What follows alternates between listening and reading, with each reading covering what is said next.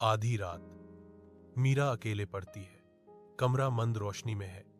बाहर हवा के गरजने पर दीवारों पर छायाएं नाचती हैं। अचानक धमाका, खिड़की खुलती है जिससे शांत कमरे में हवा का झोंका और अराजकता फैल जाती है।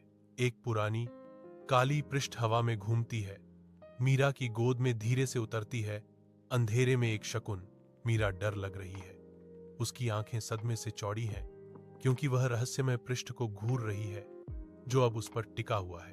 अगर आप सच जानना चाहते हैं तो दरवाजा खोलें। एक आवाज फुसफुसाती है जो ठंडी हवा में बहती है। मीरा का हाथ कांपता है क्योंकि वह दरवाजे के हैंडल तक पहुंचती है।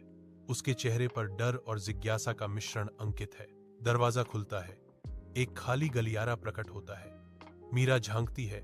उसकी आंखें इधर उधर घूमती हैं, किसी भी गड़बड़ी के संकेत की तलाश में। पहेली में उलझी मीरा आसपास को देखती है।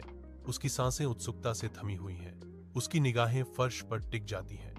ताजे पैरों के निशान सीधे उसके कमरे की ओर जाते हैं जिससे उसका डर बढ़ जाता है। मीरा और भी डर जाती है। वह एक कदम पीछे हटती है और दरवाजा बंद कर देती है। मीरा अकेली खड़ी है। उसका चेहरा उसके कमरे की धुंधली रोशनी में डर और भ्रम का एक कैनवास है।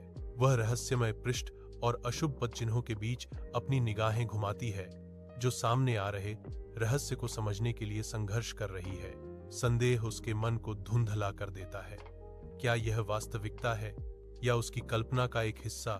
छाया का एक धोखा।